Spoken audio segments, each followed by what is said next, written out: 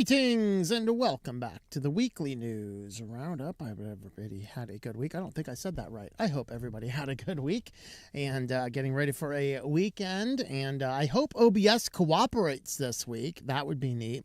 I am in a town that is questionable on internet. I'm kind of watching that OBS number and it's going down, up a little bit, but I think we're okay. I think so. So next week, I don't know if we will do a live show. We will possibly premiere it. So I am in the RV heaven area, and there are, if you can imagine, a little desert town with a population of less than 1,000 with about 5,000 RVs crammed in the desert. Needless to say, the cell towers are a little bit crowded here. I'm up to far west of town where we actually get some decent signal. But next week I will be in town because I helped this week set up the conference, and I have 3 days off for a women-only event. And then starting Saturday through next Thursday, I'm working. And so I don't know if I will be able to get out far enough away from town to have decent internet. The other thing we could just do is we could just do Starlink, and hopefully the Starlink's not overcrowded, but I don't know how that gets with it. And I know a lot of people on here use Starlink as well. So we could try that as a fun option. And of course, that would mean we get those occasional, because Starlink doesn't have the latency necessarily. So there's options we can try. But also I think I need to, let's see. I think I'll be at the conference until like 3, which is 5, leaving me only 3 hours. So I don't know if I'm going to do a live show next week. We will most likely just do a premiere. So in that way, yeah, I can actually watch it and just interact. So stay tuned. I don't know if it is premiered, it will be at the same time. If it is live, of course, it will be at the same time. But I'm thinking I will probably do the premiered instead. But we'll see what happens. We'll even see how many videos I get a chance for, because I go in about 8 in the morning and I'm there until like 3 in the afternoon, and then I have everything else I need to do on top of all that. So the good news is I have a bunch of videos already planned out. So I just got to record them all, which I'll shoot to do. Oh, I only have one more day before I have to go in there. Oh, well, I'm losing money on this deal. I don't get paid for this volunteer stuff. Oh, well, it's worth it, I think. Maybe. I don't know. Anyway, there is that. And then, so that's next week. And then after that, we'll be back to kind of the regular schedule for about another month, maybe 6 weeks. Then I start to push back east, and I think we should be able to maintain a regular schedule there, because I've never had a problem with keeping the regular schedule going back across country. So anyway, that is what is going on. I don't know of any other specific general announcements. If you want to help support the channel, of course, have a look over at our switchedtolinux.com/support, and that will land you on over to our page where you can have our locals, Patreon, and subscribe star pages there. There's also affiliates. And I did actually confirm, I had talked about this last week. I haven't seen affiliate revenue for a long time, probably because of Honey. A2 Hosting does still work. That is now hosting.com. That apparently does still work. I did actually get an affiliate proposal come through. So if you used my link and ordered A2 Hosting, I did receive it. I did actually receive that. Now, the way that works is that's like the proposed sale goes through. If you stick with a company for like 3 months, that's when they do the payout. So it's a few months down the road, but that is certainly there. But that's what you can do if you would like to help. We also only have one main topic. I really think because of where New Year's was, and then that was like what a Thursday, and then the one work day Friday, and then the weekend. I don't think our news week started until like the following Monday, just 4 days ago. And then with CES going on, we don't have a lot of news. So I only have one main news topic. And let's go ahead and get into that. And let's see. This is the part where hopefully OBS will cooperate. We'll see. Welcome back to the weekly news roundup, and today we would like to talk about this fun and enjoyable topic: watching your food coming and going with new smart technology. Everything from the smart refrigerator to a brand new styled smart toilet. Yeah, watching all the food coming and going, folks. This is kind of frightening. I don't even know who or why we need this kind of stuff, but we got new stuff now that we got stuff like the old AI toilets. We talked about the ones before that will take pictures of your poop and send them up to somebody else's data cloud. And there's probably some weird fetish guy up there that just loves scat videos or something or whatever. He's just up there enjoying it. These new ones, the new toilets, I haven't seen these before. These ones are the pee analyzers. So now we have the pee analyzers too. But in addition to smart toothbrushes and things like that. But let's go ahead and chat a little bit about this. And then this is going to reintroduce another topic that we talked about very briefly in the news a few weeks ago, as that came out, not quite a month ago, when a Consumer Reports came out saying that Instagram started to do some weird price tests, and we'll get into that because this is all kind of tied in. Of course, let's not forget that whole 2030 you'll owe nothing, you'll be happy, and then of course everything is a service. And this kind of introduces a couple different concepts, and we've talked about smart refrigerators in the past, but this one brings some extra things to the table that we haven't seen before. And that's really why I wanted to talk about this, because it allows us to go in a little bit deeper dive into the Consumer Reports and then reintroduce a topic we had about surge pricing and dynamic pricing a few weeks before that. So this is a new GE appliance, and Engadget, for whatever reason, does not allow my highlights to remain. So hopefully, I've highlighted these things already 4 or 5 times, so hopefully I can find them again pretty quick. But for whatever reason, Engadget will not allow my highlights to save. But this is a new GE smart refrigerator, automates grocery shopping with a barcode scanner in Instacart. So now your GE refrigerator, which is now a $5,000 internet-connected piece of trash here. Of course, it has to have an app. So that app, of course, is buying and selling and trading data all up on their servers. So now they can tell everything that you eat. How long before health insurance companies are buying access to this so they can spy on the stuff you're eating? And then the big question, are they going to go with are they going to think the old food pyramid is good, or are they going to be like losing their mind over the brand new food pyramid? If you guys didn't see that new food pyramid come out, everyone's losing their mind that now they wanted people to eat real food, and now we're fighting against that for some reason. But the company says it's trying to make the process of restocking your refrigerator as simple as possible by scanning a barcode. Great. So, like, we are so busy in our society, we can't even do something functional like basic grocery shopping. And this is something we should do.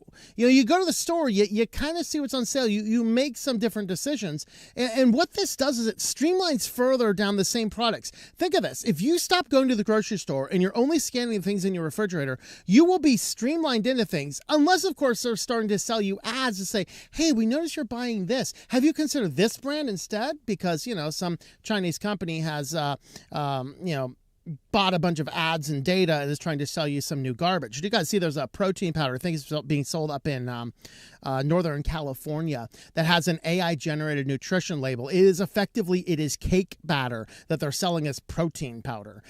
Totally fake stuff. It's weird.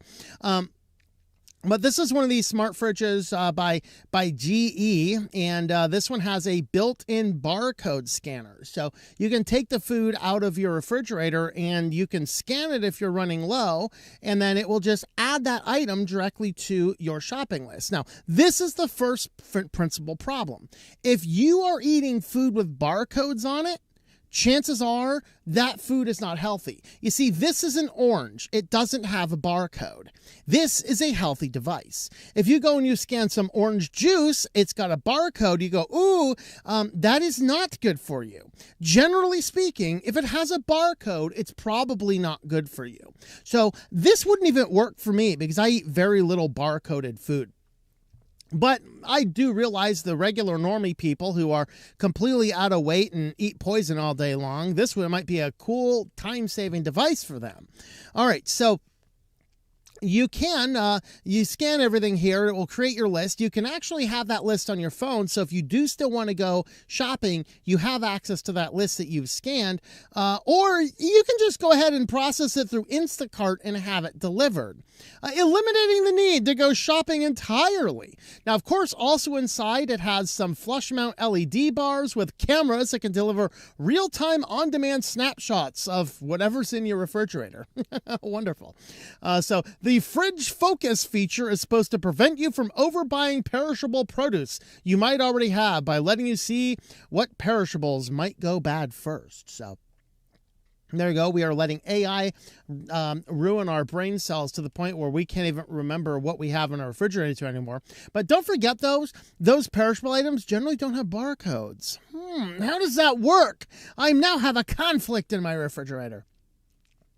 They also say they have a, they have adjustable temperatures in the drawer. They have look at this, an 8-inch touchscreen display for viewing recipes or the current weather conditions, and microphones for accepting voice commands. They didn't mention anything about advertising, but if it's got a screen and smart features and internet connection, I promise you, they're going to give you ads soon. I mean, you'll walk down there and your refrigerator will start telling you about some voices, call you by your name, and you'll end up in a mental hospital for schizophrenia or something, you know?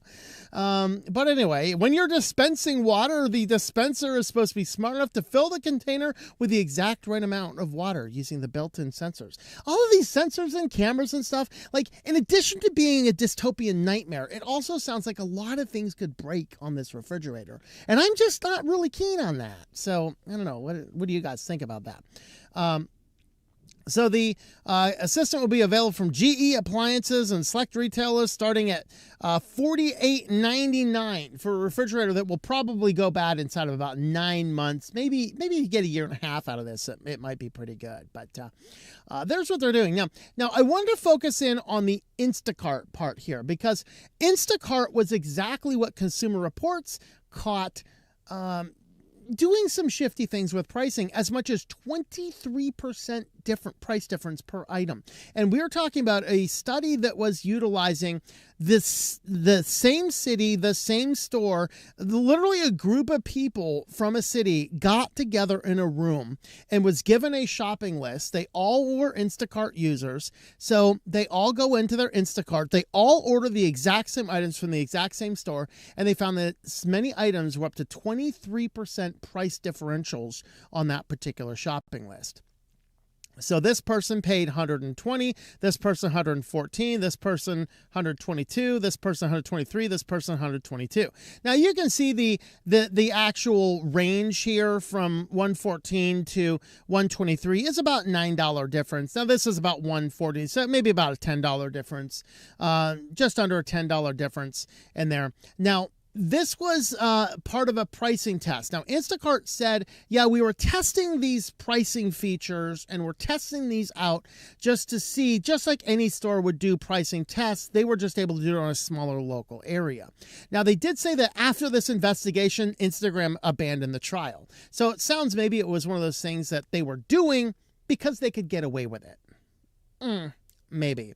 So we'll see what that if that happens to be. But anyway, onto the report before Instacart stepped in here. Excuse me. Many of them order grocery deliveries through Instacart, unknowingly part of a widespread AI-enabled experiment that prices identical products different from one customer to the next, sometimes by as much as 23%.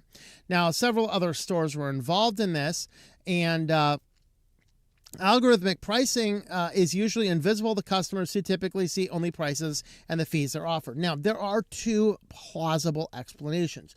Explanation number one is, as Instacart said, are they just doing random price differences to see basic price tests? Option B, they were actually utilizing information and profiles about people that says this person's more inclined to pay a little bit more, this person's more inclined to pay a little bit less. They deny that that's what they were doing, and there's evidence of that some people's carts had the cheaper price for some products and the more expensive price for other products. So it wasn't like across the board, this person paid more for each product, this person paid less for each product. So it does appear to be random. And was that based on any form of data about the customer? Instacart says it's not. But in this world with so much buying and selling and trading of data in very invisible and non-transparent ways, can we trust that companies wouldn't do that?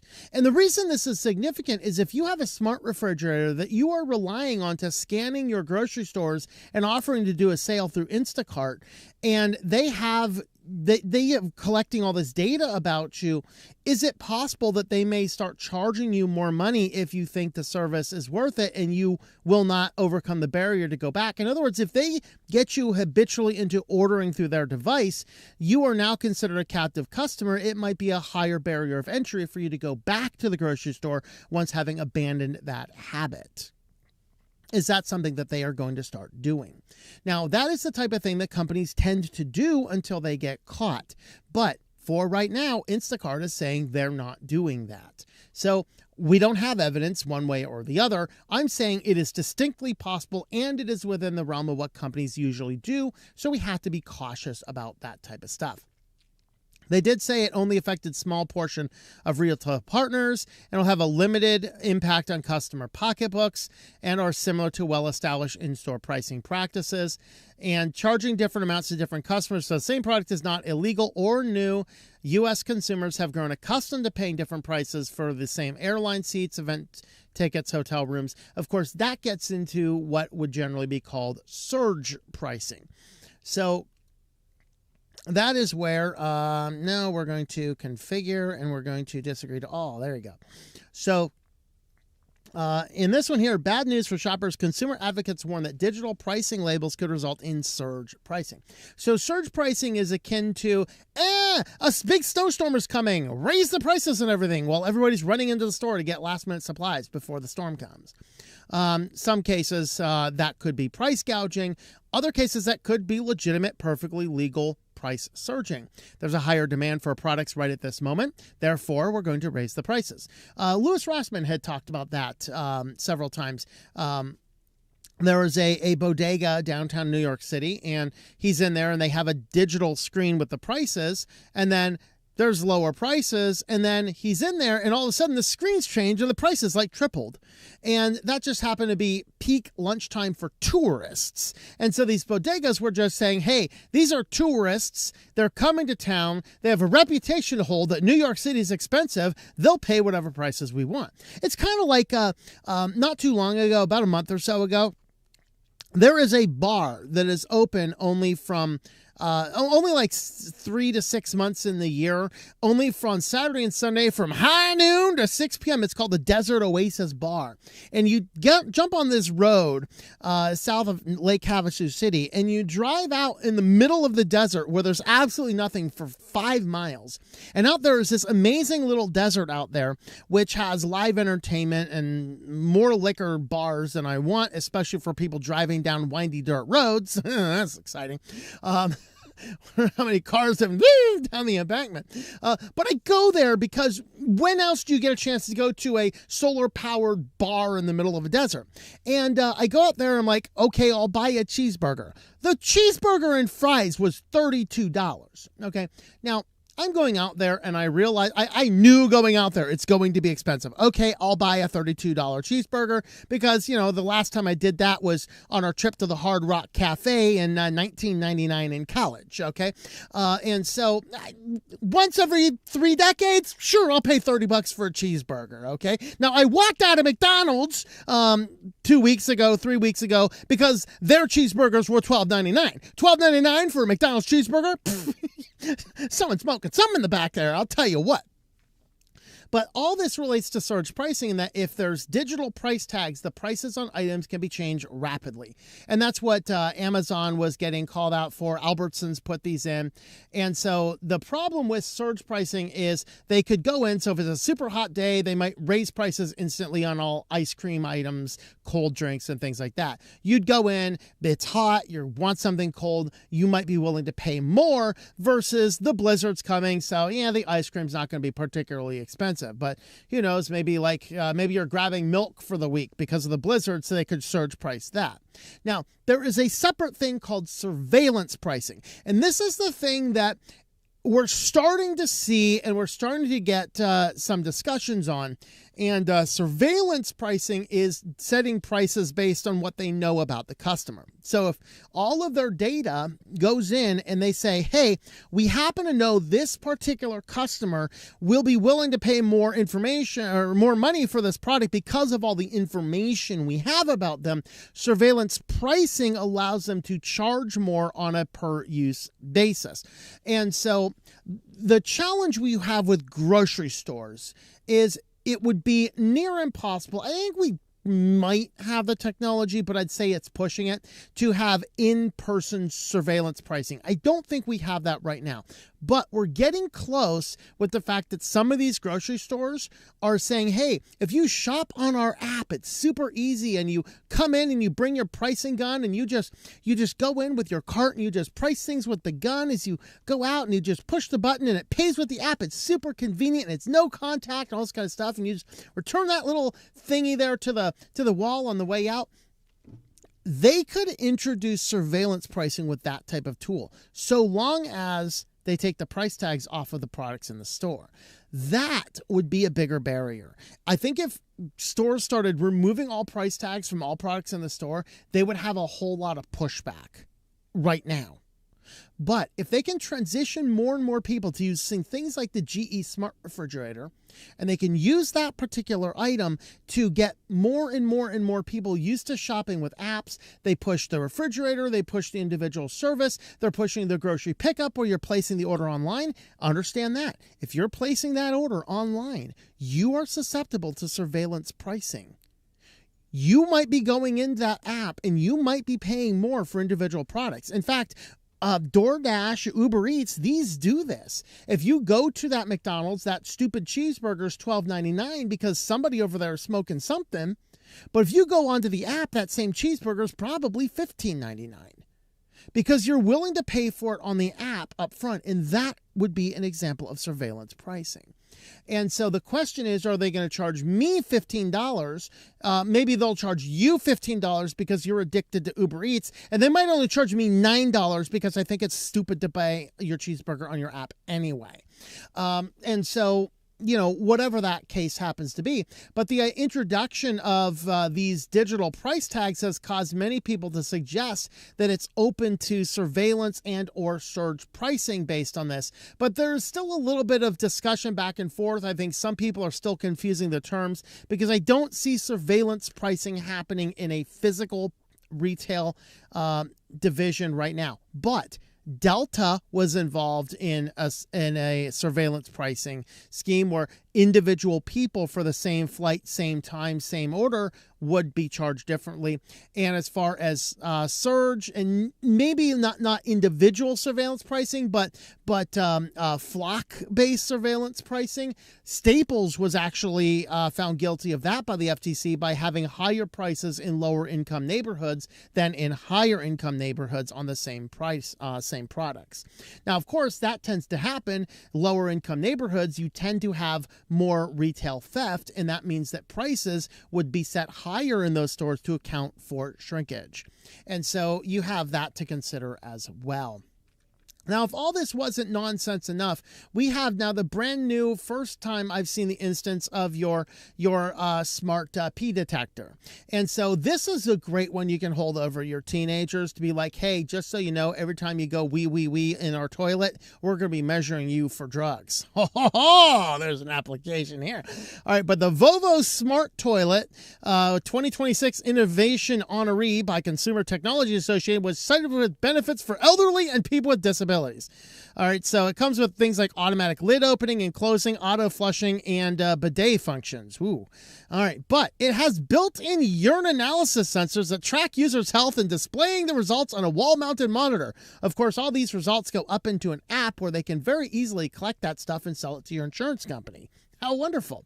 All right, sending, and by the way, the toilet can send an automatic alert to family members if you don't use the toilet for 12 hours. So, it's got a profile of your children in there. If your child doesn't go to the bathroom for 12 hours, you get an alert about that. Now, of course, they're selling this as a feature. You can put this on your elderly parents' toilet at their house, and you will get a notification if they haven't used the bathroom in 12 hours. You might want to see if they have fallen and can't get up. So there is what that one is doing. So this is a company that has been making home urine tests for a while. They say the device will analyze urine for 8 wellness markers with what the company calls fully no-touch optical sensing. I don't want touch or optical sensors near the wee-wees, okay? I just don't. Call me crazy. I don't want cameras. I don't want touchiness when I'm doing my business. I don't know about y'all. All right. A fancy way of saying you won't have to pee on a strip, but please wash your hands afterward all the same. All right. So that is what their toilet's doing, but they also have a smart toothbrush. The smart toothbrush, the Y-brush, uses AI and gas sensors to detect volatile organic compounds associated with over 300 health conditions, including diabetes, liver disorders, gum disease, by smelling the user's breath with an AI tool called Smart Nose. Of course, it needs that app to connect to all this kind of stuff. Isn't that wonderful, folks? So there you have. You have a lot of brand new cool smart tech that can watch your food as it's coming and as it's going. What do y'all think about that? Woohoo! OBS survived. I will survive. I will survive. All right. Okay, let's see. Let's check in. We're going to check in on comments over on Matrix here first, if I can find it. There we are. Good evening to all. Oh, come on. It was there, and then it decided it wanted to do something different again. Oh, Ivan did his banhammer thing. That's why. All right. No. There we are. All right. Good evening and welcome. At least I caught the stream this time. Hey, welcome, Cheesy Cake. Greetings. 5,000 RVs. What are these guys trying to do? Oh yeah, this is where the big tent show is. Largest RV show, I believe, in the world. Yeah, this place is strange. Like little tiny town in Arizona that was like, what can we possibly do to get ourselves on the map? Well, they happen to be surrounded by so much desert. They have 5 separate BLM campgrounds within their city limits. So they just open those up, and you can come down here for 14 days during all these conventions. They have tons of open-air markets. I love walking through them. I'm going to walk through them sometime next week. A lot of cool open-air markets, a lot of neat stuff down here. And you meet the most interesting people you'll ever meet in your life down here from... you'll meet a couple years ago. I was camping next to a guy who was an ex-con. He was in jail for 30 years. I'm pretty sure that meant he murdered somebody, but I'm not totally sure, and I wasn't going to ask. And just everything in between. Retirees to people who have burnt themselves out on drugs and alcohol and couldn't do a thing. Yeah, so you meet all sorts of people. But yeah, it's definitely an interesting place. Picks up one gives a gap in your green overlay at the bottom. Okay. Ivan, you didn't adjust for a pixel? Oh no. All right. Who uses these crap internet connected fridges anyway? I have no idea who uses these things. Redditors, I assume. Clueless boomers. I don't know. Most boomers I know want nothing to do with this crap. I hate that shit. It took my mother like 6 months to find a refrigerator without smart crap in it next last time she wanted one. Of course, even that thing's probably going to die within 6 months too. So, why can't it order the new ones by itself? Well, I mean, because it really, you might need to walk through that grocery store, but they want your entire house digital and under surveillance. That's right. Yep. Think about how insane my grocery bill would be if I had one of these smart devices. XD4, good greetings to you. How are you? Vivi.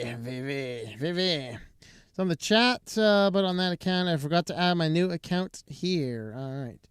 People got 30 years armed robbery in some states. So that's possible too. I like I said, I didn't ask a lot of questions. I know he enjoyed sunsets because he just didn't get a chance to see many of them in the clink, Over on Rumble, we got 9 watching over there. Dan's over there. Anchorage's over there. Haunted, greetings. Nice bloody dish towels. Hey, man, former Windows users, what can I say? Got to wipe out the evidence, you know. You can actually kind of see the flower patterns now with that lighting system I have right now. You can kind of see that it's flowers there. But, yeah. I've got 7 currently watching over on Odyssey. We're in Odyssey this. Ayla Swirls, greetings to you. Okay, let's see. Said smart features. Who asked for smart features in appliances? That's a good question. Yeah, innovators, apparently. They're just trying to get up a bunch of stuff and just justify the existence of this crap. Question for Tom, will you retire van life eventually? Yes. All right, 37 watching on Z2Bs. No one you know, greetings to you. XQE4, hello to you again. My opinion on the ICE situation, F around, find out. You know, when you start moving cars into officers, they tend to shoot you. It is called assault with a deadly weapon. You can look it up. There's actually case law about it. Let's see. I don't live in the U.S. Lack information. Believe that immigration control are good. Whatever the cops are doing when the cops are. Yeah. So it's, and here's the thing you have to remember about all these alleged ICE raids. They are literally going and picking up convicted pedophiles and getting them off the streets. These are people that are going down and protesting the removal of sociopaths from your cities. It completely lacks sense. But these are people that lack sense. It's insane. And it's what the saddest problem is, it's causing a wider gap in the right-left divide. We need to close the gap between the right and left. We need to get to the point where people who lean right and people who lean left can sit down together in a room and have a conversation again without completely going at each other because they happen to have an R or a D after their name. We are in end times politics, at least the way it currently is right now. So I don't know. Let's see. Night of Light, greetings to you. Good evening and welcome to the show. There you go. All right. Don't want to see through my fridge because basic Whirlpool 1 works just fine. There you go. Yeah. There you go. It will snag 2 Western Digital 4 terabyte hard drives off eBay. Very nice. Is that your retirement plan? I mean, $70. I mean, those things might be worth like $7,000 here in a couple months. So, you know, you might want to think about that as a retirement plan. You know. Let's see. So sad has just reported Taylor Swift and Lady Gaga have refused to perform at the future White House event. I was going to go check out the show, but I guess I won't now because, you know, the 2 best performers in the world won't be. Oh, wait, never mind. Praise the Lord for that. Let's see. The Polish guy, greetings. Poland is against chat control. Amen. Yeah, Poland kind of got a first-hand case about what happens with all this data collection, you know. Happened around the 1940s with that guy that made that hand signal that looked, you know, very much like Mamdani the other day. You see that? You know, Mamdani doing the whole Hitler thing. They didn't call him out. I noticed somebody called him out for that, but he did it. Anyway, what's up, everyone? Happy Thursday. Somebody meme that, you know. All right. Anyway, I don't have the angle for it yet, do I? I just don't have that wide angle lens to get the full effect. But anyway. Yeah, no 4K live stream, man. Sorry. All right. Let's see. Think Premiere is better. Yeah, I mean, I think we might do that. You should cover some CES announcements, like all the stupid AI. Yeah, we did some of that. Do you think Linux will survive the woke onslaught going on right now? Yes, it will, because there's always forks and things like that. And these crazy woke morons will take it too far and will cause another sub-revolution. And the thing is that Linux is so susceptible to splitting when it goes nonsensical. The sad thing we're going to see, though, is that it's going to invade some of the better and more developed desktops right now, and that's I think what some of the challenges. Gnome's getting so bad. I actually just looked at the new Tails not too long ago. Talk about a downgrade. It's because of limitations in Gnome. It's like nothing works in that thing. It's harder to navigate. It's insane.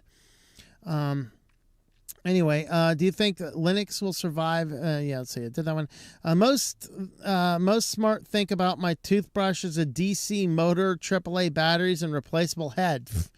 I'll tell you. Bought a GE top loader washer a while back. So far, I like it better than the old Whirlpool. My preview just caught it to my Mamdani mimicking. I just saw it out of the corner of my eye. All right. There it goes again. All right, let's see. Learning BSD to escape the well. Let's see. Ice Maker for $20 a month subscription. That's right, guys. That's right. Y'all need that. XQE4 Studio BSD is just as bad. Yeah. Let's see. Fridge freezer needs to do just two things: cool and freeze. Yeah, I know, right? Like just cool and just freeze, and then they won't need internet updates. They won't have sensors that go bad. All this kind of stuff, you know. You know, refrigerators used to last 30, 40 years. Let's go back to let's make refrigerators great again. All right. Can we all, left and right, can we all agree to make the refrigerators great again? Got to replace water filter, pay a monthly fee. Yeah, and that is true on some of these refrigerators. Yeah, you have to have DRM in your water filter. Okay. Well, logo telling me, by the way, I used BSD back in the days, not impressed. I admit I have Google Home Hubs and never gotten an ad on them. All right. That is weird. They're just collecting all your data. They're pushing the ads somewhere else. Okay. Street Washington, D.C. match the design of their logo, which may be by design. Let's see.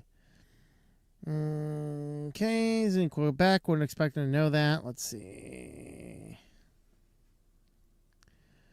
I've not had a Whopper in a long time, so I got one yesterday. They were having a special $400. Is that $4 or $400?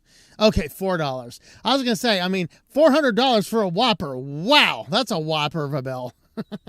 Yeah, I worked at Burger King when we had 99-cent Whopper days. Here's the fun fact. Back in then, that was in the late 90s. When Whoppers, the Whopper sandwich itself was retailed at $1.99 for the sandwich. Those in that time, the food cost and average labor cost was 27 cents to make the Whopper. So when our line went out the door to sell 99-cent Whoppers, we were still making 400%, 300%, 400%. Yeah, so I'm not sure what the food cost would be now, but yeah, when we had Whoppers, when I worked there in the late 90s, Whoppers were $1.99 and the food cost of a Whopper was 27 cents.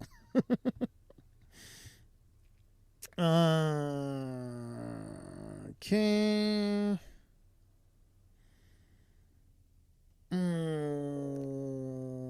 Let's see. Alexa, flush the toilet. There you go. Yeah. Listen to Tom carefully. It's a wee wee, not well. Ow ow. Oi oi. Vivi. Vivi pebelipio. All right, been in effect for 100 years. Dates back to the days of Acadia. Okay. We are not weird. I agree with Tom's opinion. All right. Tom, you'll clobber the back of the driver's seat if you try to expand your arm out like that. Whack! No, I mean, I still have about 2 feet to hit the passenger seat or the driver's seat. About 1.5 feet for the driver's seat. I got about 2 foot for the passenger seat that way. This way, I mean, I got 3 whole feet to get to the back doors this way. So, and the back door over there, if I lean, I can get it. I got it. All right. And, of course, I can touch the wall this way. So, yeah, we're in a tight space down here. All right. One of those 19 fridges that will work without any problem. They still work to this day. Yeah. Going to the wrong Canadian restaurant and asked them for a Whopper. Uh-oh. Tim Hortons special. There you go. All right. There's that. And let's see. Watch the bread go moldy. What about moldy bread? All right, let's go ahead and jump on into our quick lines for the night. Wow, we might have a short show. All right, this is the news portion for our quick lines for, what is this, January 8th, 2026. So let's have a look at what's going on in the news. First, we start with some good news. Bose decides to open source the SoundTouch home theater smart speakers. I believe that Louis Rossmann had some issue with Bose because they had announced that they were putting an end to the smart speakers, and so at least some of these smart speakers, and so your smart speakers would simply stop working. You could still plug in a device to it. You could plug in the auxiliary, the HDMI, or use Bluetooth, but you could no longer use the Wi-Fi based features or the app. And of course, this caused a problem because some of these speakers are still working just fine. And so with people are now losing functionality that they paid, in many cases, a premium on the speakers to be able to use. And after apparently amount of backlash, they have actually decided that they're going to push out a couple of updates. The first update allows them to open up the developer APIs, enabling developers to be able to work on things. And then the second thing they're going to do is they're going to open source the code back in May, or forward on in May of this year. So we're going to get a chance to open up the APIs so developers have a chance to work on some apps, and then they're going to open source the individual code that they had. So this is actually good news in the scope of smart tech that people buy. Of course, better to just not buy smart tech, but there you go. For people that want it. And then in theory, this means that these Bose speakers will potentially show up on Home Assistant sometime in the near future. So without the app, of course, the users would no longer be able to integrate the device with various music services like Spotify, or have different devices play the same audio simultaneously. But they said that they announced that AirPlay and Spotify Connect will still work after end of life, expanding the wireless capabilities that people can still access. On May 26th, the app will update to a version that supports the function that can operate locally without the cloud, and no action will be required on your part. Opening the app will automatically apply the update. And so now this actually means that Bose is giving us speakers that is going to actually follow through this principle to give us back life to our tech that they are otherwise abandoning. And so that's actually really good news. And on to now some really bad Linux news. Okay, I don't care what they're doing, but the logic is exactly why half of the Linux community is pissed off at these morons. All right. They're getting rid of the middle finger click to paste now, or the middle button click to paste. The middle, yeah, I'm going to give the middle finger to this. Right? So if you didn't know, you can click the middle button on your mouse to paste. And they want to get rid of this, citing that some people accidentally hit that button without knowing what it does. Okay, fine. The problem is they're going back and doing a whole anti-X11 thing again. It's like, why in the hell are you morons so concerned with X11? This is Linux. We're supposed to have choice. Stop being retarded about everything. Like, okay, disable it because people accidentally hit the button and don't know what it does. Excellent. Give us means to turn it back on. Excellent. They're doing both of those things. That's all you need to say. Hey, we're getting rid of this. Too many people find it confusing. Many people don't know it's there. We're still giving you the documentation to turn it back on. Awesome. Fine. No problem. But it's when you have to introduce your stupidity into it and make you look like an idiot, that is where we have a problem. So, this is X11ism. Originally an X setting frequently results in unexpected behavior. Oh my. Goodbye, X11. This guy should not be working on Linux projects. He has mental concerns. He is so mad. Like, X11 lives rent-free in his head to the point he has to find everything that potentially could be X11-ish and get rid of it. And we end up with an operating system or a desktop environment like GNOME that does nothing. You have to add crap to GNOME to make it work. Independent people not working on GNOME have to build extra features to make GNOME work again. What is wrong with these people? Get them out of the Linux community. These people are nuts. Now, if you use that feature, you know it's there. This code will re-enable that in any GNOME-based desktop setting. So, of course, this would apply to GNOME and Firefox, actually. And so, okay. On to some privacy news. Roblox now requires all users globally to complete age checks to access chat. Basically the community features.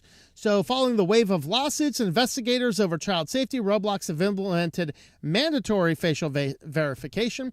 And I want to include this because this is the slippery slope that will plunge the entirety of the internet into online facial scans, which, by the way, I want nothing to do with. If you want to, we looked at a list of different ways of trying to do age verification. If you want to age verify me with a credit card, fine. A bank account, maybe. A facial scan, go jump in a creek. All right. But they're doing this, of course, because they want to make sure everybody's there. They complete the age check process. Users have to open the Roblox app, allow access to their camera, and follow a series of on-screen instructions for facial verification. Of course, the verification is using a third party. Remember those leaky third parties that tend to leak data called Persona? They're saying Roblox and Persona delete images and videos after completing the process, just like the people at Discord did. Oh, wait.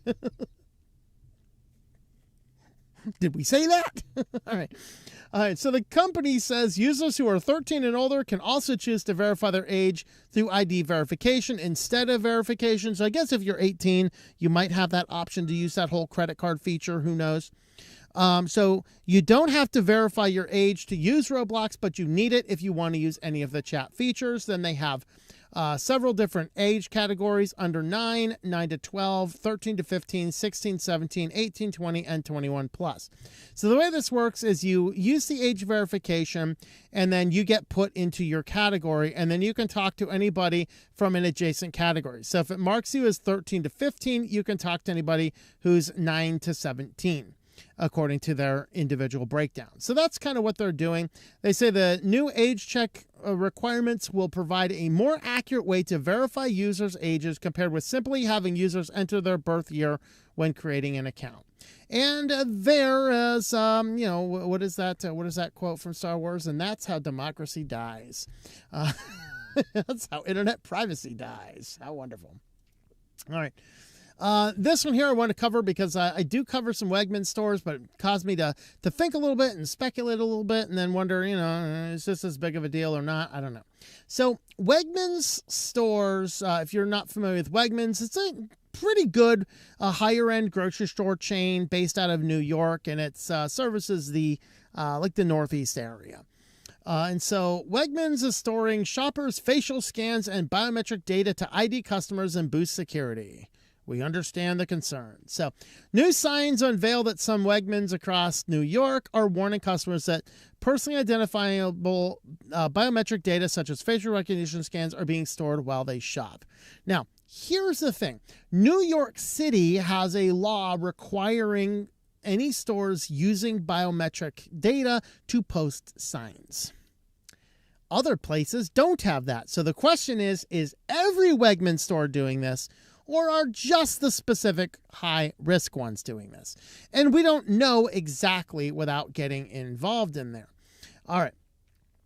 Now, this kind of goes back. So signs say facial recognition is stored for safety despite the promise, the pilot's promise. So in 2024, they actually launched the pilot saying they would not be storing any of this data.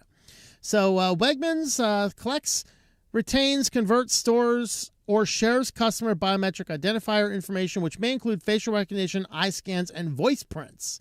That's very 1984 of you. So the chain's data collection began during a 2024 pilot, which vowed that shoppers' data would not be saved. And Wegmans rep told the Post that the tech is only being used in a small fraction of our stores that exhibit an elevated risk. So this raises the concerns. Number one, is this truly only being used in those high-risk stores, Or are they being used everywhere, but these stores they're labeling are just the ones that require them to say that they're doing this? Okay. And then I thought initially, well, I go to Wegmans sometimes, maybe I'll stop. I don't think that's reasonable because, yeah, I also shop at Walmart's because, frankly, I can buy eggs at any retail chain grocery store and pay $8.99 for a dozen eggs, or I can go to Walmart where they're $2 for a dozen eggs. Okay, Walmart's food is cheaper than anywhere else without messing with Shoppers Club cards or their weekly, constantly rotating sales. Legitimately, take it from a guy who's traveled in every state in this country, who's been to big stores and little stores and country stores and city stores. Walmart consistently has the lowest prices in groceries without working with wonky sales, with the exception of Aldi's, which is better. The problem is there's not nearly as many cities with Aldi's in it. So I go to Aldi's first choice. I usually do Walmart, second choice, simply because it's convenient and every grocery store is doing this crap. Okay, you think, oh, Wegmans so bad. What are you going to do? Go to an Albertsons branded store? They're the leaders in this nonsense. Okay, every grocery store is wicked and evil. Okay, every one of them, which is very sad. But every grocery store is wicked and evil. My question is my Wegmans back in State College, are they doing all this biometric stuff or not? They might be. I don't know. But that's generally why I don't bring my devices into there. I always wear a hat. I might start wearing, big night, old boomer sunglasses or something. But anyway, they say currently the only biometric data stored at Wegmans is facial recognition scans. But it raises a lot of questions and more stuff. But what do we do? The only thing we can possibly do is get laws passed to ban this technology. That is, at this point in time, the only thing that we can do. And then sue them into oblivion when they stop, when they don't stop. All right, Narwhal. This is one of those robotic vacuum cleaner systems. It adds AI to the vacuum cleaners to monitor pets, find jewelry, and, build a map of your house with its 1080p AI-enabled camera. Yeah. All right. So they're adding AI-powered features such as monitoring pets, finding valuable objects, and notifying users about misplaced toys. Features two 1080p RGB cameras with a 136-degree field of view to map out the area and recognize different kinds of objects using AI models. Okay, now the device first tries to identify an object locally. In case there finds no matches, it sends the data to the cloud for further processing. So it will do that. That's probably more to save money for the company, not about privacy, because if it can do the AI the AI search locally, it's going to do a little bit better job. And then it'll find out where your pets lay and clean there more, or avoid the pet if he's there. And so it'll also find various things. So the AI floor tag mode, the vacuum recognizes valuable items like jewelry and avoids them and alerts you. And so, we now have these devices with all of these 1080p cameras roaming around your house, making maps, and of course, sending the data up. Now, I don't think it was this brand. I don't remember which brand it was, but one of these smart vacuums is always checking home, a server back in China. And the researcher that found this had this thing plugged in, and he identified some ports it was checking back home to. He blocked them all on his network. And then 30 days later, his vacuum stopped. And he's like, something must be wrong with my vacuum. And so he takes it back to the store, or they send it out, whatever. The company's like, thing's perfectly fine. Sends it back, and it works fine for 30 days, and it stops working again. Well, it turns out that there's a kill toggle switch in there, that after about 30 days of not being able to connect to its home server back in China, the thing would just shut itself off. So how much other data was going back to China? We just don't really know. So that's exciting. Here's another phishing campaign. This is one where scammers are using Google's free cloud applications to impersonate legitimate Google emails to phish for your Microsoft account. I stand by my statement. If anybody loses any money to one of these schemes utilizing like Google's or Microsoft's or Cloudflare's or anybody's freely available services, if anybody's using those, I think that those companies should make it 100% right, and that if they want to recoup their losses, they can go track down the scammer because they actually have the resources to do it. You think Google doesn't know who all these scammers are? Of course they do, but they're making money from it, so they don't really care. Okay. So in this case here, they were utilizing the Google Cloud applications, which would allow them to send emails officially from Google. So these are like literally officially Google messages. And then it would bounce off of another page, which would then impersonate a Microsoft login. And they observed nearly 9,400 emails targeting 3,200 customers over a 2-week period of time. Emails closely mimic Google's style, reference routine lures such as voicemail alerts, shared files. I'm wondering if I get some of these. I get a few things like this on, I can't remember if they're, I think they are email addresses I have that are not tied to anything Google. So definitely interesting. So just be aware. You just remember, you can't trust anything anymore. Like, you become a zero trust person when it comes to your email. I mean, even emails you get from your friends, if they're even unusual. Like, well, if I get an email from a friend with a random link, I don't trust that friend on that. Gotta confirm another way, you know. All right. Yeah. Microsoft's Nadella wants us to stop thinking of AI as slop, which of course has led to the this guy's Nadella's introduction to the Streisand effect, and now all around the world, it is now no longer called Microsoft; it's now called Microslop. So wonderful. So. Of course, Merriam-Webster named slop as the word of the year because that is absolutely what's coming out. Of course, all of these massive amounts of data centers consuming water, consuming power, all to produce absolute mindless, brainless, stupid AI slop that does nothing but enrich people in like Spain and India, I think, are the biggest places where people are making money at it right now. And all this crap is happening so that all these big data centers can justify building more data centers and all sorts of other nonsense. But the thing is, when you look at it, it's all slop. It's just utter nonsense. Even if it's decently presented and decent information, I still don't want to watch it if it's slop. If it's AI crap. He wants us to stop thinking of AI as slop and start thinking about bicycles for the mind. It can get us somewhere. Here's the thing, though, and I can't remember. I think it was Mental Outlaws video that talked about this. Maybe it was another one. I forget exactly who said it. But he said, when AI stops being slop, we'll stop calling it slop. Okay? You can't dress up what's going on. The actual reality of AI right now is it is mindless, brainless slop serving no other purpose than to generate clicks and make a lot of money for people in foreign countries. That's got to stop. Because it's slop. I'm a poet, and I didn't even know it. All right? So he continued, we need to get beyond the arguments of slop versus sophistication.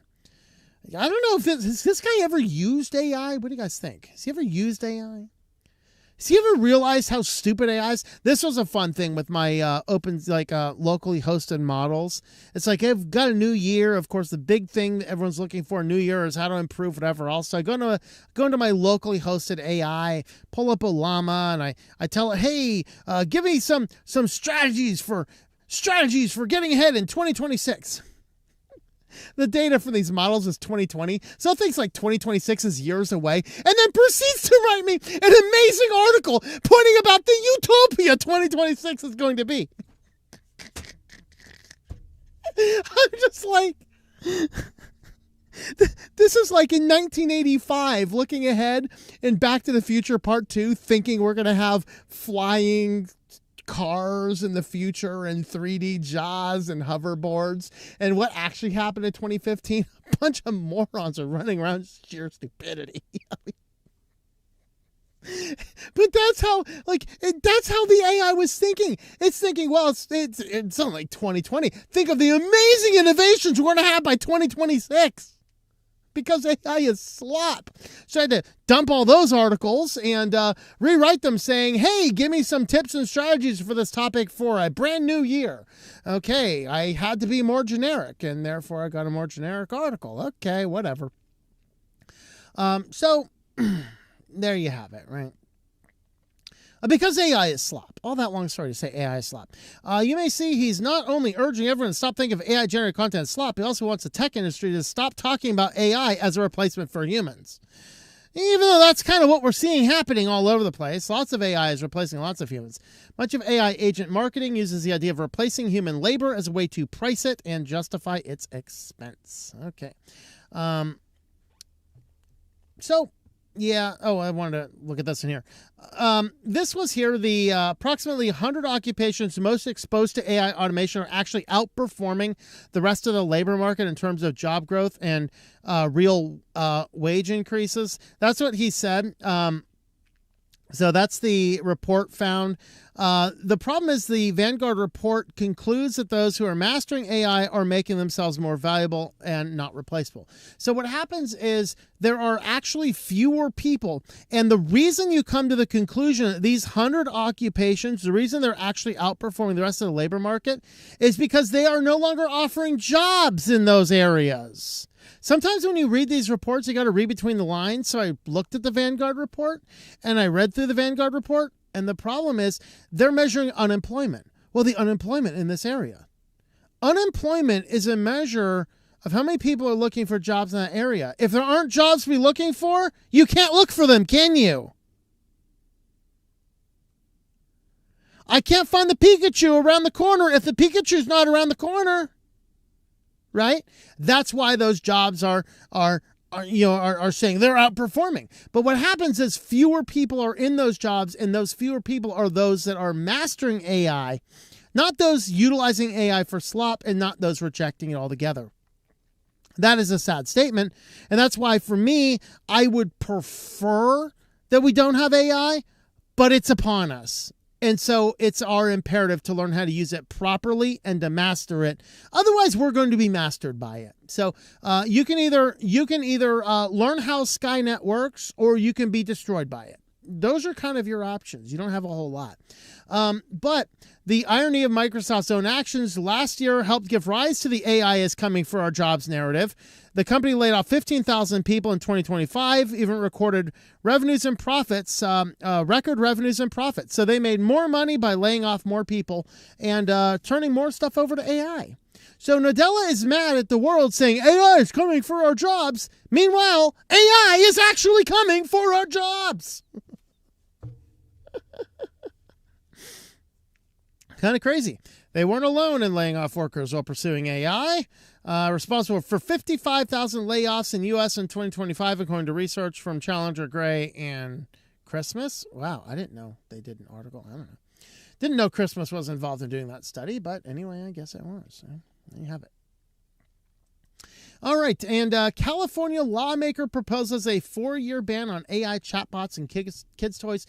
Last week, we talked about the Trump executive order on AI. I do not think that this state law would be banished. To provide an example, all this state law says is, hey, we shouldn't have AI in children's toys for 4 years.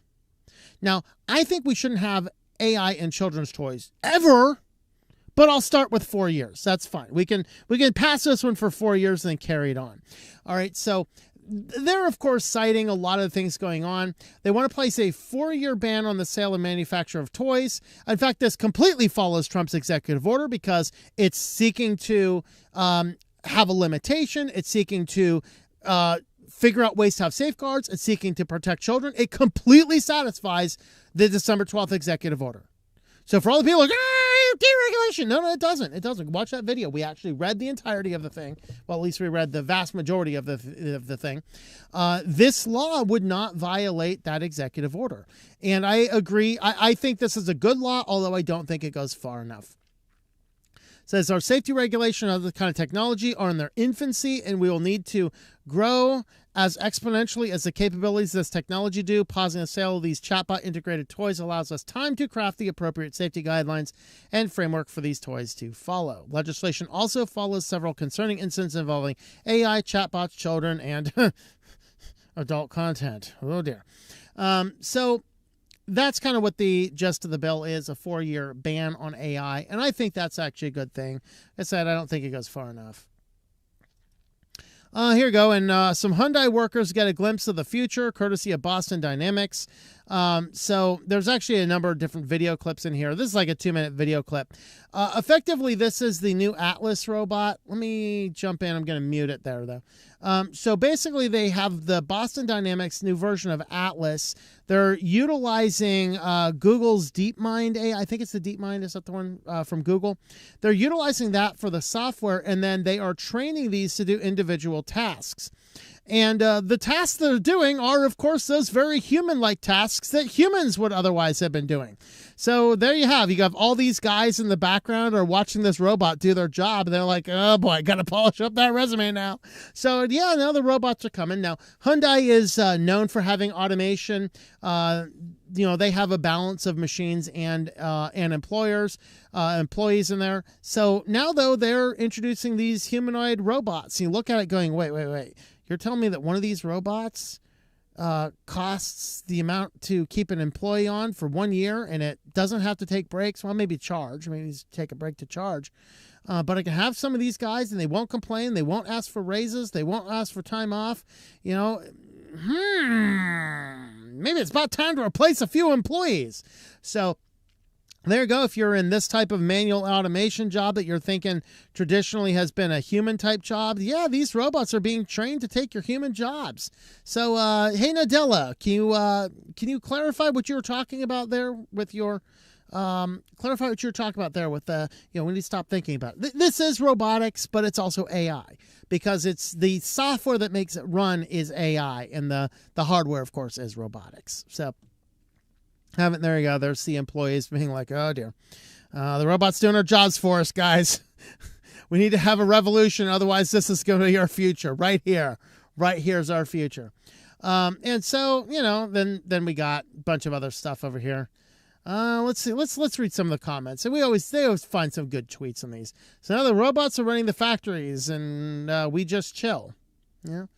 Our leaders are ushering an inescapable hell that will surely lead to the degradation of the human race. Largest proponents of these technologies are the largest donors to the political parties. Within years, mass job loss is a certainty. When they said manufacturing was coming back to the U.S., this is what they had in mind. All right. Yeah. So, and I want to make a comment on this as well, because there's this discussion about what happens when this occurs. We're talking about basic UBI. Of course, some of the more idyllic people here are sitting up going, well, you know what? This is going to be so great because we can just make everything and we can just sit back and relax. Here's the fundamental problem. Our world, just our country, we throw away billions of dollars of perfectly good food. The government forces the dairy industry to dump tons of milk to stabilize prices. They could allow the milk prices to go way. A gallon of milk could be 50 cents. But they don't want it 50 cents, so they force farmers to dump milk. It's true. You can look it up. All right. The second factor is all of these companies that own all these machines that are making all these Twinkies want to sell the Twinkies. They're not going to create all of this food to give it to you for free. They're not going to create all these products to give to you for free. Where's all this money going to come from? I know we have the capability of feeding everybody on this planet 5 times over. But the problem is the people holding on to all that food would really like paid for it. This does not solve the problem. The problem is not that we need more efficient ways to make food to feed everybody. The problem is deeper than that, because there's sociological problems that people need to be able to buy the food. And if all of the people can't work anymore because the machines are making all the food, no one has a job to buy the food. I know this is a reality. I am out here in the desert. I have talked to, just in the last month, I have talked to a dozen people that want to live in houses and they can't because they are unaffordable. So they're living in their cars in the desert. They collect Social Security. Social Security doesn't pay rent. I talked to a guy living in the desert. He was living in a tent in the desert. He's desperately looking for a place that he can live. He has full VA benefits, full military stipend, full Social Security. He still can't afford rent. He doesn't want to live in the desert. I'm in this van by choice. He's in the desert because he has to be. I talked to a gentleman. It's not all just, I did talk to a guy who ruined his life with drugs and alcohol. And he's like, yeah, this is kind of the life I made for myself with my stupidity. And praise the Lord, he's 16 years sober now, but he still has to live in a van because it just wrecked his body, wrecked his finances, wrecked everything. But I talked to another guy who was he was a retired engineer with a full pension, looking for places to live, can't afford anything. We got problems, and the automation is intensifying those problems, not making them better. So we need a solution to something in our world. Robotics taking over all of our jobs is not the solution. And of course, now NVIDIA wants to team up with Caterpillar to bring AI to construction equipment. All right. Well, that's interesting. So this had to do a lot with when these construction equipments are out there building, running building projects, digging holes, running building stuff. What they're doing is they're collecting a bunch of data and sending it back. So the idea here is that the AI will be able to better create simulations of projects, build test scenarios, and then do a better job of calculating building project materials. So I'm not sure if this puts anybody out of a job. I'm guessing it might. It might lead to more efficient projections for how much similar projects are. And this is something I've done for a long time in web design. I actually have a logbook of types of projects I do and exactly how many hours. So now when I get a new request for a new site, I look through that logbook and see what other sites have I built like that. And I have a real world example as to exactly. Now, what if I fed all that data into an AI? It might be able to spit the number out faster than me flipping through pages. That's probably effectively what they're doing. So I don't know.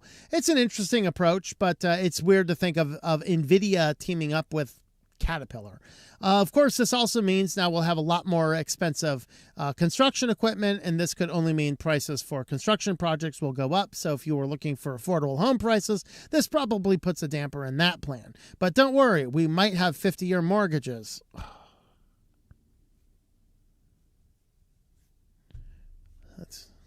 Just don't really want to be a serf, I'm a serf to chase men.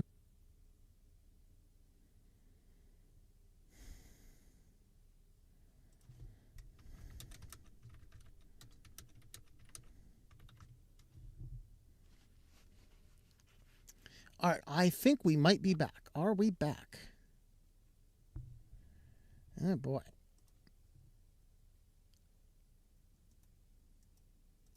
Oh, did I lose my quick lines? I think I might have lost my quick lines video. I don't know.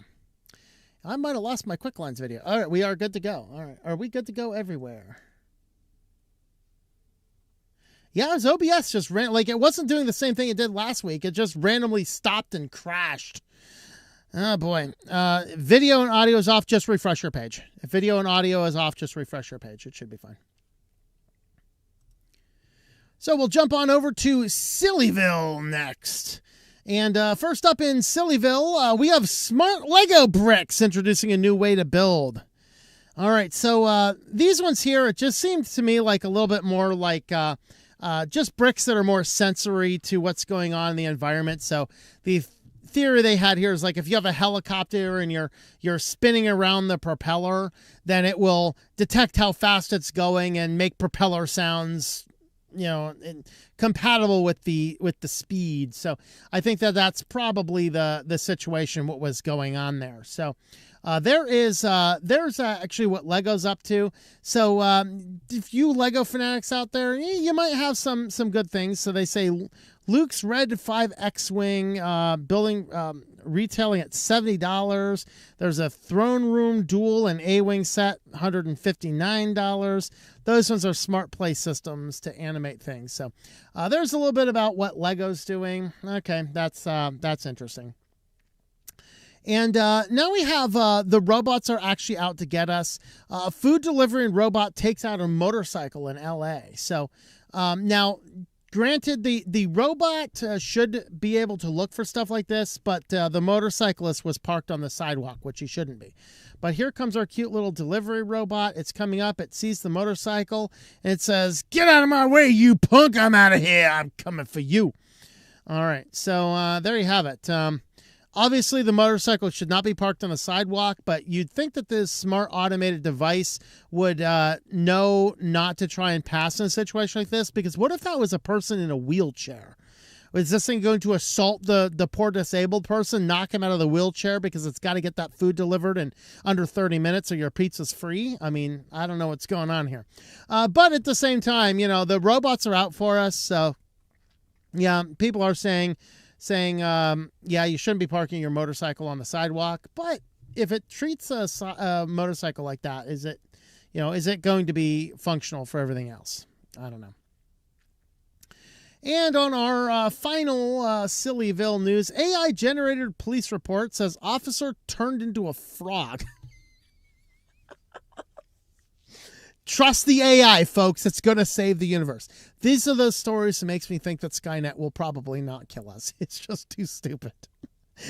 Like when the Terminator comes for you, say, "Hey, Terminator, you can't assault me until you find us. You have to stand in the corner of a round room first." And then you'll put it into like a silo, and it'll just run around in a circle perpetually looking for the corner, right?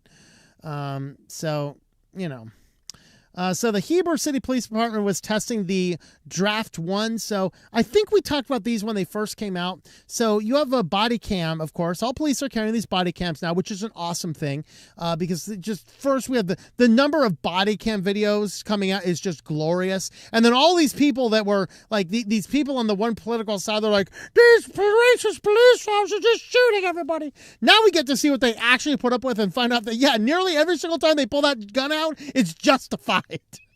And they don't like it now. They still don't like it. They just can't create a false narrative now. We got too much evidence on it. All right. But now they're integrating AI into these so that the AI will basically create the paperwork.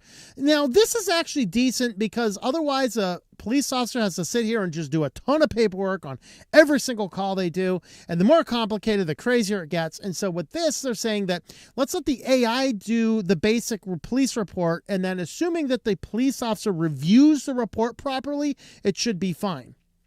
The problem is this police body camera determined that the police officer turned into a frog. And how did that actually happen? Well, it happened because the body cam software picked up on a movie that was playing in the background, which happened to be The Princess and the Frog. So the Sergeant Keel told KTSU, that's when we learned the importance of correcting these AI-generated reports. Despite the error, he told the technology had saved him 6 to 8 hours to work. The department also began testing another AI system, Code 4, which generates similar police reports from body cam footage in order to reduce the paperwork and keep police officers in the field. So this is actually, I think, what it said.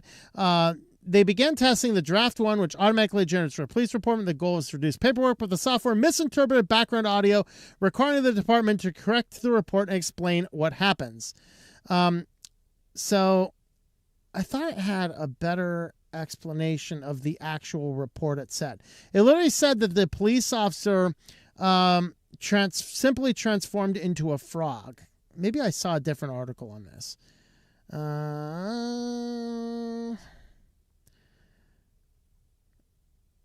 Let's see. Plan to continue the AI tools. Fund their AI. Let's see. Yeah, it must have been a different report I saw, but the actual report said the police officer approached the subject and then transmutated into a frog. It was quite excellent stuff. If you want to help support the channel, I do have a science fiction novel, Synaptergy. If you are unaware of Synaptergy, you can find the page here on tlm.li/s for Synaptergy. And this is available to buy in audiobook, ebook, and print book, and anywhere you buy books online. You can have a look at Synaptergy for a family-friendly AI, a family-friendly technology-based novel. So there is our Sillyville and our Quick Lines stories. So before we go any further, let's go ahead and see if that beast right there would like to have a couple of kitty treats. Hey, kitty, kitty, you want some kitty, kitty treats? Do you want some kitty, kitty treats? Kitty, you want some kitty, kitty treats? You want some kitty, kitty treats? Oh, yeah. Some kitty, kitty treats.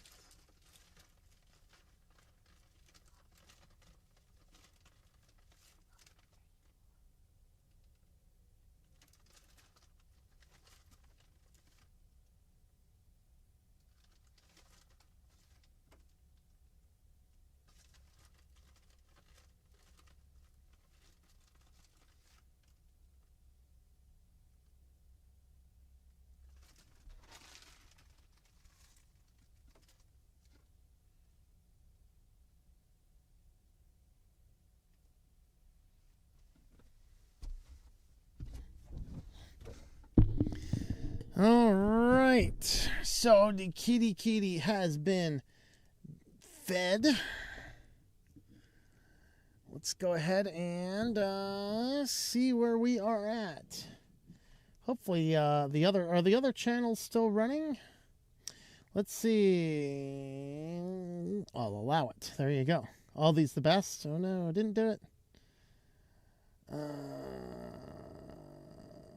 I'm on a roll tonight over on YouTube. Das Pantas.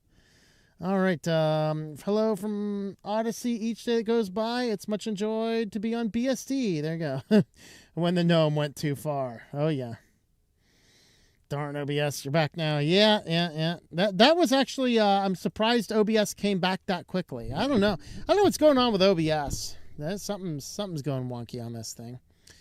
All right. Let's see here. I have no idea where I was on the YouTube chat because I had to type something with the OBS. So I'm just gonna have to find a spot that matches. All right. There's all this discussion about French Canadians, so I'll kind of pass by all that, eh?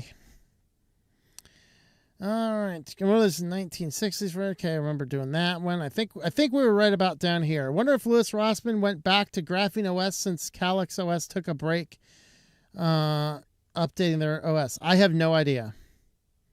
I thought he was still on Graphene, but I don't know. Person's pissed off at the woke nonsense in the Linux community. Yeah, I mean, I am too, but why is GNOME so racist against X? Apparently X touched them in the nether regions, I guess. I don't know. They're insane. They're insane. Okay. Ridiculous or word against themselves. Okay. Sorry if I didn't seem here. Dozed off in my office chair. Hey, that's fine, man. English? Are you speak English?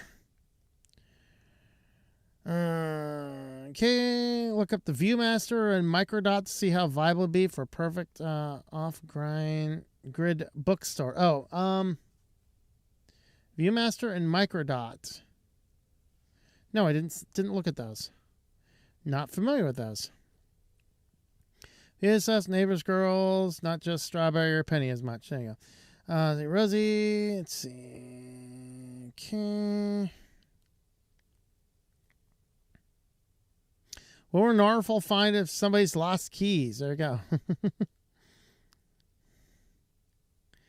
Tempted to grab some Vadi. A lot of these short conversations going back and forth. I'm not following them. All right. Windows 11 is cool. I'm going to ban you. No, I'm kidding.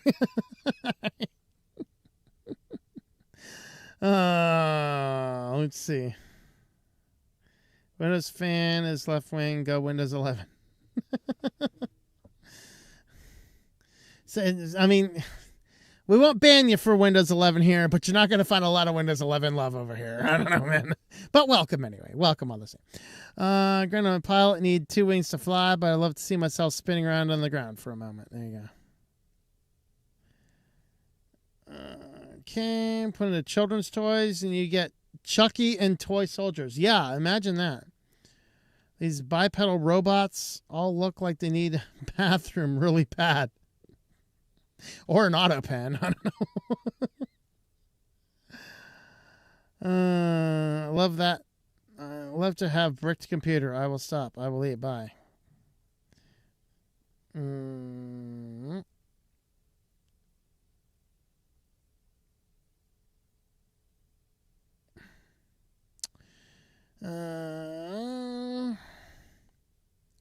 Schooling might be a way for a vet because they can store tools for their trade. Move from town to town like in the Great Depression. Yeah, or be like a hobo. Yeah. Let's see. Stand back and stand by. That's right. Okay. Video and audio is off. Okay, that should be delayed. Arch is awesome. Yes, it is. Spec woke bug got into OBS. That's possible. It's closed. Nearly missed the timestamp queue. Uh-oh. Yeah. Well, okay. Well, fortunately, yeah, I did restart it. So I did. It did pick a great time to stop working. It stopped right in between that segment where I was doing it anyway. I hope that the Quicklines video recorded. Otherwise, we won't worry about it. But worry about the robots. I'm looking forward to the rapture and the marriage supper of the Lamb. Yeah. Das Penta. Does the Beast miss his friend that passed? No, they actually hated each other. Well, TJ hated CJ. CJ, I don't think had the capacity for hate. But yes, that cat that survived there, she has a very dark and hateful heart. Yes, she does. She's actually pretty mean. She likes me because I feed her. But no, she did not like her brother very much. So I don't really think, I haven't really noticed any real change. Give him a chipmunk to play with. There you go. Dealing with OBS, doing flicker now and then. Yeah. I'm still succeeding to get rounded rainbow border on my Qtile style, like in Hyperland. What? All right. All righty. I think we've gotten to the bottom of everything there. I think that's a good time to jump off. So with that, guys, thank you guys for watching, and we will see you all next time.